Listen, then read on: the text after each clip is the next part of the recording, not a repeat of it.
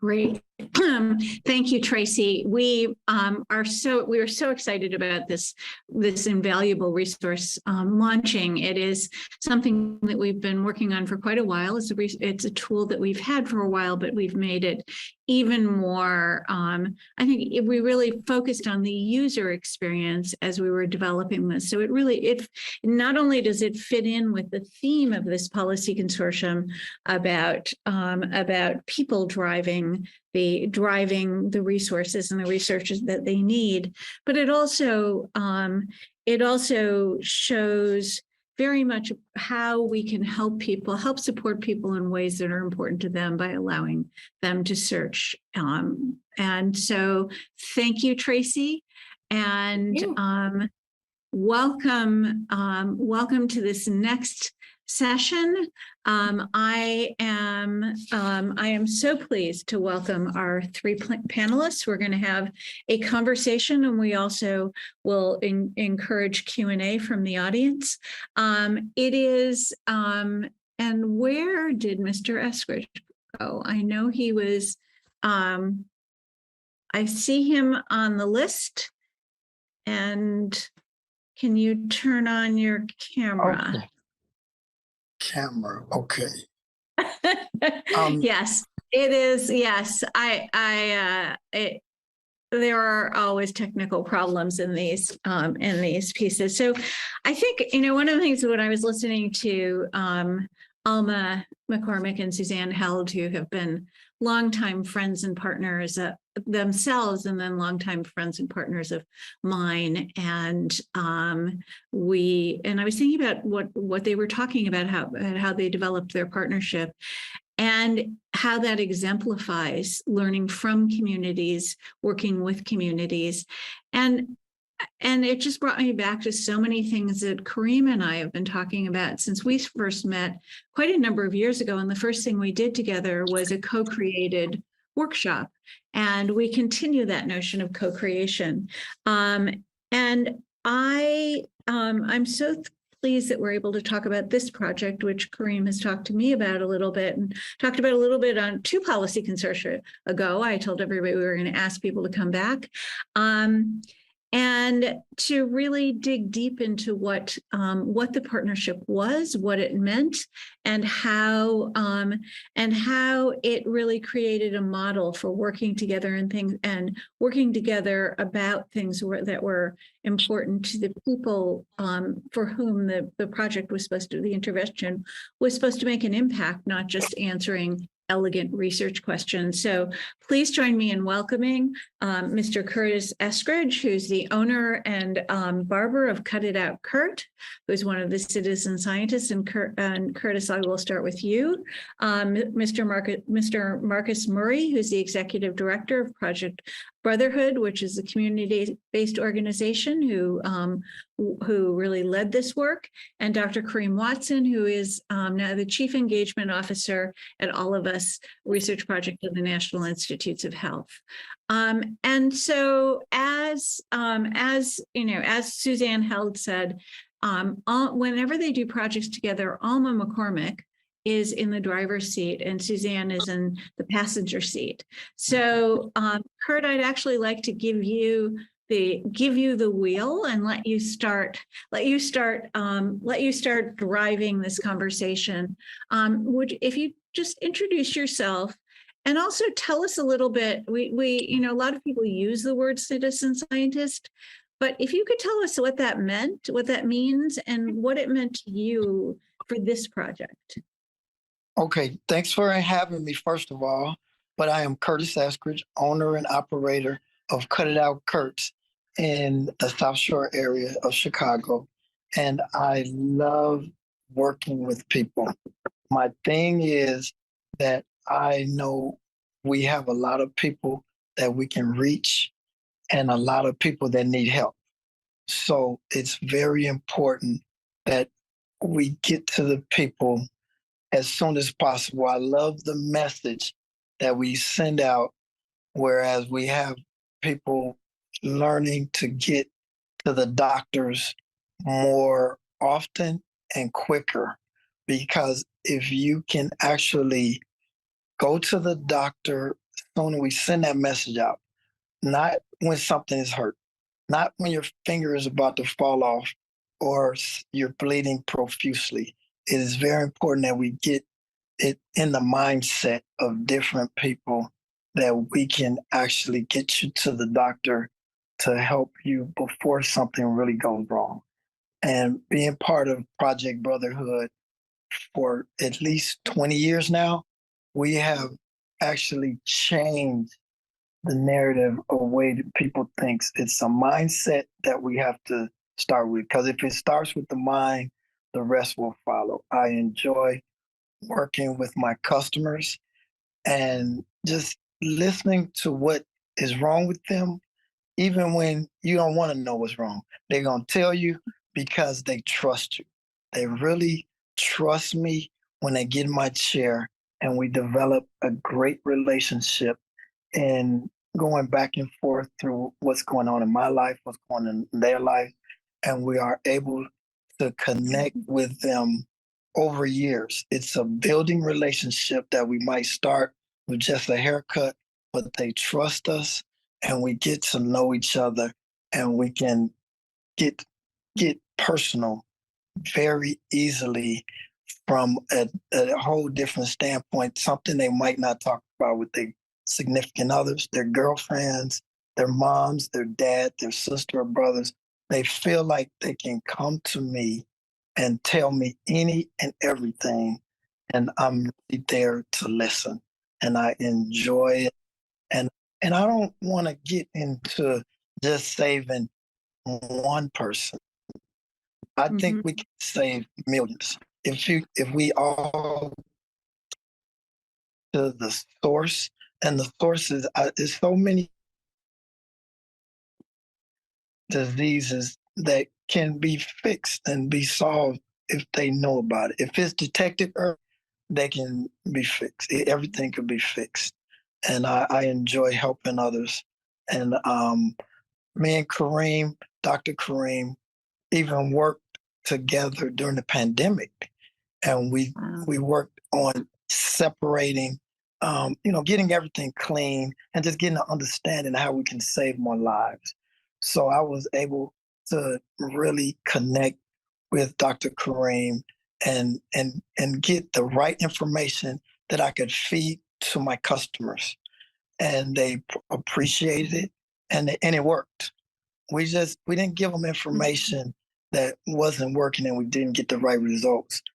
I was able to wear my mask and keep my shop clean, where I did not get COVID at all, ever, or nobody ever reported that they got COVID through my shop going in and out on a regular basis, monthly and yearly. And we were able to successfully give out the correct information so people weren't panicking, and they were able to take it back home and help their families and their loved ones. And I would work with Marcus for 20 years over different projects and screening colorectal cancer, prostate cancer, throat cancer, as well as AIDS and awareness. So it works. I'm coming to you from a personal experience that I've been able to help hundreds of people, and they do listen to me, and I'm going to keep doing it for as long as you allow me. I appreciate it. Thank you. Thank you. And of course, you're building on themes of working from the heart, which have come through all of this, themes of trust, themes of long-standing relationships and sustainable relationships that I think have exemplified the best partnerships.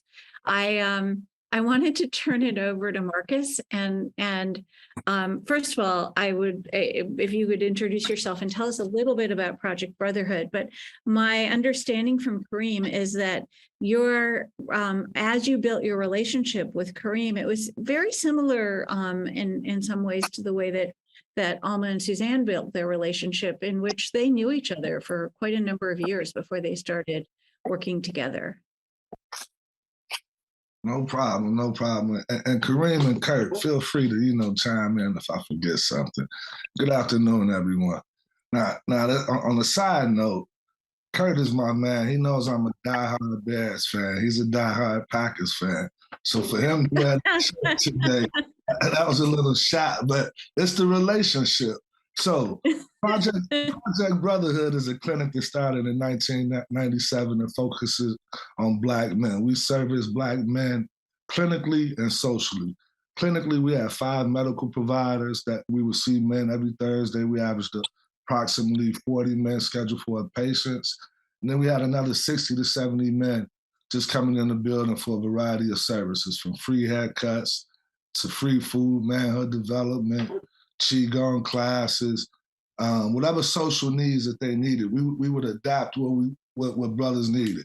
So imagine the internet just coming into existence and people looking for jobs. We would help them get emails, all the social needs. So it's really funny that you asked that question, because the basis of Project Brotherhood is basically about relationships. We know we cannot get men into a clinic or even begin to engage men until we talk about relationships. So as I talk about Project Brotherhood, I share the relationships between Kurt and Dr. Watson and myself. So with Kurt, we understood that we understood barbers. We had an internal barber that was already in Project Brotherhood that was a close friend of mine.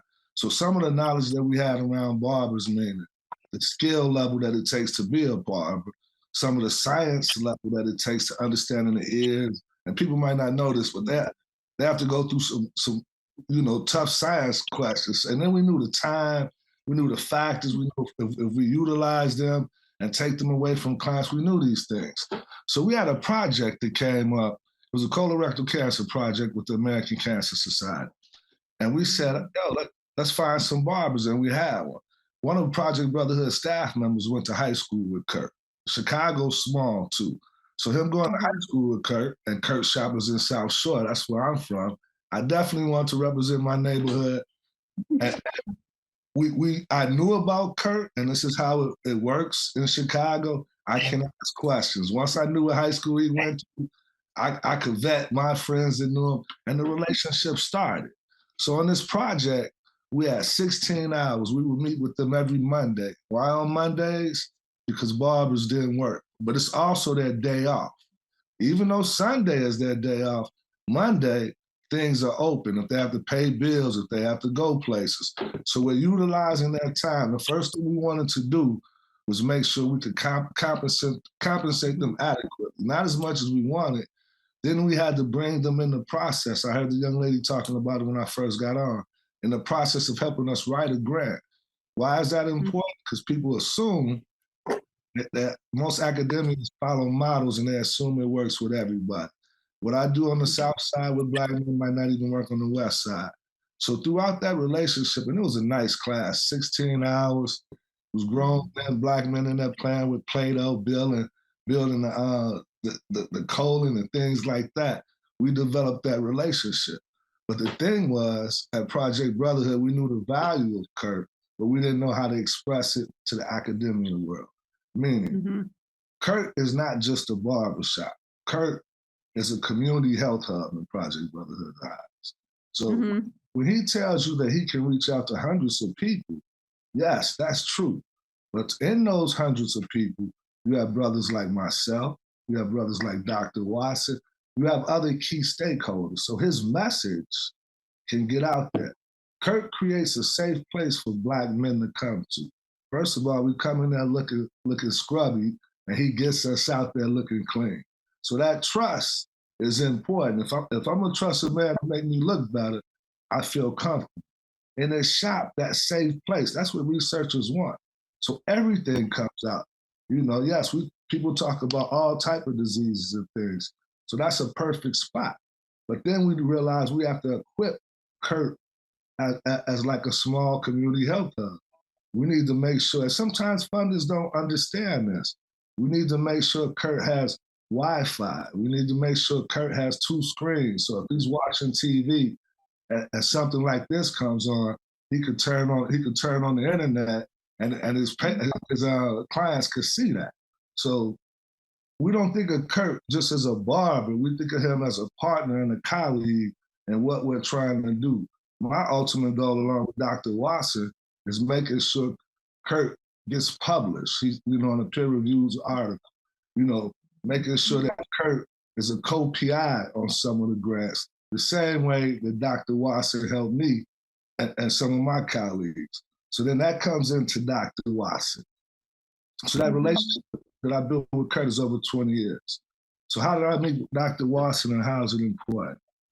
Now, you chime in, Kareem, if I get it wrong. Kareem was a young fella. We call him a young buck. I don't know how new he was to Chicago anything. He walked into our clinic and he dropped the name and said, Dr. Such and Such told me to come by here. I gave him a smart remark because, I didn't care about the name. But just the fact that this young Black man would come into our spot seeking assistance, he didn't know this. I gave him a hard time, whatever he needs. So he came in there. He might have been a student, a graduate student, I don't know. He came in there asking for some Black doctors to come to his church and talk. Now, people might, in our field, we might think, oh, that's big time. I have a young brother I mentored, Kareem and I have been mentoring the past 6 years. He's a first-year law student. He didn't see a Black medical doctor until he was engaging with us, and he was almost 30 years old. So getting these Black doctors, these Black Project Brotherhood doctors, to go to his church, that was relationship building. Mm-hmm. You see what I'm saying? Because he came in, and he was probably shocked. We never really talked about it. It was casual. Yeah, we'll help you out. Just, hey, take him to the back, see which docs could go out. It wasn't formal. There was no money, so no money exchange. It was from the bottom of our heart. So when he saw that they came out, he was like, oh, these cats are for real. Now, if he's still in school and he's still working, he's still in academia. The relationship was building, but we didn't do business until I think there was some mini grant with multiple institutions. I walked in the room and I saw Kareem in there. And that's where the business started going and the friendship came. So one thing, and I'll cut it down, I know we don't have a lot of time. And one thing that I learned that kind of hindered people like Kurt and myself, when we did these wonderful things years ago, we weren't thinking academia. We didn't publish. There was no desire to publish and write. So what Kareem, Dr. Watson brought to the table was the science aspect. This is what you have to do to show the world. It ain't just about white folks. It's Black, white, it's everybody. You have to show the world and prove what you did and make it measurable. So we started going down that path. We started, and he listened. A lot of academics, they write it and don't have us involved. He said, hey, if we're gonna go into your hood and your community and do this, what do we need to do? Kurt, Murray, what do we need to do? So, and what we did, and I don't know if Kareem knows this, one day we won a citizen scientist project. I brought him out to a men's softball league with 1,000 Black men out there. So his engagement, even though we were out there talking about prostate cancer, for them to see a Dr. Watson coming to meet them where they are and talk to them, he built relationships with men. He built relationships outside of men asking about prostate cancer. So that relationship building is crucial. If Kurt reaches out to us and says, yo, I need a brother to get to the doctor, I need a brother to do this, we're there. In fact, before I forget, Kurt, I got a dentist on the team, and he wants to do some community outreach. We're doing Thursdays, so if you have some spots, let's talk after this. So, but I'm serious, that relationship. So now, Kurt and his patients and his community health hub have access to a dentist. He plays in basketball leagues. I know this from the relationship. So now if I could get a mobile van on a Thursday night to a location and we could give out some other health tips, that's what we try to do. So to sum it up in short, the citizen scientist is just a term that helps to identify that the community are scientists in their own way and to merge the two, and we should be equal partners in this fight to improve people's lives. Yes, fantastic. And I'm from Wisconsin. I'm not a sports fan, but all my siblings are giant Packers fans. Yes. But Kareem, so I think I mentioned early on that one of the inspirations and one of the people who continues to inspire me in all of this work is Kareem Watson. And I emailed him last night. I said, thank you for always saying yes. And I think it sounds like that is the basis of these relationships, is to say yes when you can say yes, to show up and to be part and to be really and to really build this ongoing and long-term trust and trust building. And one of the things I was thinking about, because I was listening to a panel that Kareem did a couple policy consortia ago that I moderated. And one of the things you were talking about, Kareem, was that you felt like when you were starting out on this work with Marcus and Curtis, that you had two areas where you were learning. You had the academy and you had the community, and in many ways the community was more important, and being accepted, being given credentials as somebody who is a trusted member of the community was critical to everything that you've done and the impact that you've had. And I'm wondering if you could talk a little bit about that, and then if you have any questions you want to ask Marcus or Curtis about their perspective on your learning from the community, not about the community, I would love to hear that as well. Thank you so much for that. And Marcus is right. When I was a graduate student, it was over 15 years ago. I was a graduate student and a young buck then. But and he's right. I walked into Project Brotherhood because I was amazed. I had heard about this clinic on the South Side that kind of had what we call back then a FUBU model, for us, by us. And I wanted to see this model in person. And when someone told me it existed, I went without sending. This is back before you would send an email. You would just show up, the importance of showing up. But he was right. I came in thinking I needed to present myself. I knew this person. I know this person. He was like, no, we're going to help you because you're a young student. You want to do this work, not because of the name you just dropped or the person. We're going to help you because we want to invest in you. And that led to them investing in me as a young African-American male, a graduate student at the time. And then I remember subsequent meetings later, even going to Project Brotherhood to American Public Health Association conference. As a graduate student, I couldn't afford necessarily to go to conferences. And I believe one of my early attendance at APHA, Marcus, I don't know if you know this, but one of my first early attendances at APHA was because of you. Was because of Project Brotherhood was investing in young graduate students to be able to go to the APHA, American Public Health Association conferences. And it was at one of the conferences where this concept, several researchers kept getting up talking about Black men were a hard to reach population. And Marcus said, it was like, why do they keep describing us as hard to reach? We're not hard to reach. You're just not coming to where we are. And you're not, the messenger is not matching the people, and what y'all not coming to the place where we are located. And so Marcus came up with the idea of saying, I've been hearing this term citizen scientist, but I don't hear Black men in this space of citizen scientists. He's like, do you have some graduate student? Do you have some people? And by this time, I had a graduate student. So I went from being the graduate student to now having graduate students and this graduate student just happened to be a young African-American male as well. So we had him do a literature search to see what was out there in terms of evidence with the citizen scientists, because I would listen to the community and say, okay, this is what Marcus wants. How do we put this in a framework that I know my colleagues in the academy and other places would respect it? And we found a curriculum that was out there. We then, together with Marcus and a couple other people, we adapted that curriculum. But all that came through listening and adapting. The other thing I would say that was so important about the relationship, and this is what you're getting at earlier, Gwen, is that I remember I was taking a qualitative research class teaching me how to do focus groups, how to take notes, but I learned more at sitting at the table in that back room at Project Brotherhood, doing one of the focus groups, Marcus, at the time it was on head and neck cancer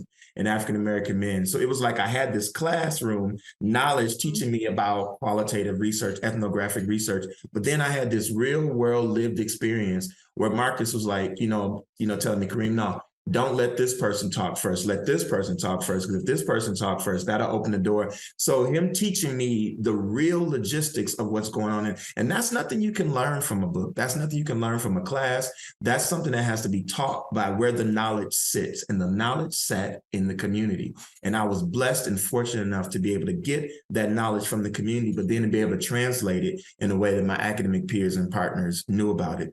And the last thing I'll say, and when I met Marcus, he had this model, and I was like, Marcus, this is a model. And he was like, yeah, but I was like, no, I know you don't want this, but we got to publish this because other people are citing, because I would go to different places and I would hear different talks around the country. And this is people were saying the model that they were using to engage African-American men in health disparities research came from this organization on the south side of Chicago called Project Brotherhood. And I'm like, I know Project Brotherhood. I work with Project. I was like, Marcus, we got to get this published. So one of the early things that we did was publish the model, which we end up calling the Murray model. Named after Marcus and their family members who led this work, who have been doing it for more than 30 years in public health. And it was important that Marcus was the first author on one of those papers. Because, and even at the time, I needed first authorship papers as an academic, but it was more important. My academic progress was less important than getting the message out there that this project was developed by and with the community member. And it was important to put that out there in the academic journals as well. And so that resource can be cited by other people. Mm-hmm. And I thank you, Kareem. And I also think that, the knowledge is in the community, but also one of the things we talked about in an early session with Alma McCormick from the Carnation and Suzanne Held from Montana State University is that the knowledge isn't simply in the community, but the solutions are in the community. Right. And so it is, I think that's one of the things that you found. That's one of the things that I believe has driven so much of the work that you've done is what you've learned and the solutions that you've found in the community. And the longstanding relationship that you've developed with Marcus and with Curtis and other people on the south side of Chicago. So Marcus, I wonder if you would we're going to start a little bit of our wrapping up. Boy, it looks beautiful out there. It is overcast in New York. But just talk a little bit about how the solutions that have come from the community and the tremendous number of people that you've reached because of that. Yeah, no problem. And it is nice. It is like one of the first couple of days in Chicago. It's going to be 60 plus. I got my golf league tonight. So the clinical aspect of Project Brotherhood, we stopped probably 6 years ago because of the black male providers that were coming in the Cook County healthcare system. But at that time, we saw over 50,000 men in terms of visits, but a lot of those were PP visits. So now, that's a good question. I can't really put a number on the number of people we help. I think it's more about the relationship building and how we help people. Like, and even with us three, all three of us, we hold each other accountable. So if we're on projects, we might a goal might say we're going to get 150 Black men screened, but just providing that information and education to 500, potentially thousands more, because I can speak from Project Brotherhood standpoint, we don't have the infrastructure to truly track social media and other things. But holding us accountable in our jobs and what we do. For example, Dr. Watson was talking about how I helped him, but him holding me accountable, making me go back to school to get my bachelor's, to get my master's. I might as well share this with everybody too. Kareem, I got an interview for the doctoral program at FAMU. Wow. He helped me write the letter. So that encouragement, it's more than who we help, just seeing us. Like when young men sit in Kurt's chair and they hear him talking and they see what he's doing and he's talking about health, he's talking about sports, that visual image to me is probably harder to qualify, there's some quantitative numbers. So quantitative numbers, you know, we could say we help thousands of men, but the imagery and the hope and the safe place and the voice that we provide for Black men is priceless to me. Yeah. And I think you're also highlighting one of the biggest a tension in if we continue to let some of the measurement be academically driven, because I've been working in patient advocacy for more than 25 years since my first diagnosis of cancer as a young adult, and I'm a 3-time cancer survivor. I've been doing this, and I do this because this is my passion, because this is what drives me in everything I do. But one of the things that's always a challenge for us is, how do we measure our impact? I know we're having impact. I know that we're having impact well beyond the 500 people that we're talking to. I mean, the 500 people you're talking to, how many people do they share that information with? So I think that's a real, it's a tension, and it's also a challenge in how we are going to, if we're really looking at community-driven, patient-driven, family-driven research to ensure that we find solutions from patients, family, and community to drive things that are valuable, that we put forth as valuable to us and having the greatest impact to us. I'm talking about us as a community. How do we, we have to figure out how to address that tension of measurement. So we have, I just wanted to ask, I think that I will ask you, Marcus, you can have the last word before we turn it over to our next panel.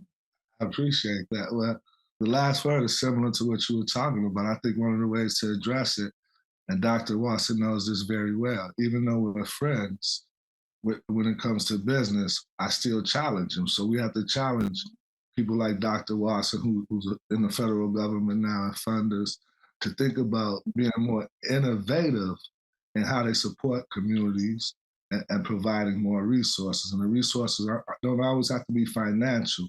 It could be resources like paying for internet service so people in Kurt's Barbershop can have access to you all's platform. Then, the second thing is the feds and funders need to understand it takes time to build relationships. Like the young lady was saying before, like we said, these relationships that we're talking about are 15, 20-year relationships, and we still have far to go. And probably the last thing is just the Project Brotherhood, Fubu Murray model approach, is we need more researchers from the community, and we need to validate the community members who are academic to the funders and the federal government. So thank you so much. Thank you so much for participating in this panel. Thank you, Curtis. Thank you, Marcus. Thank you, Kareem. We could talk for a lot longer, and I look forward to meeting you in Chicago, and I look forward to continuing to learn about your work and how we can work together and support each other. So thank you so much. Thank you. So I am going to turn this over to the next panel, which is called Building Community Patients Leading Research Priorities During the COVID-19 pandemic. Thank you so much.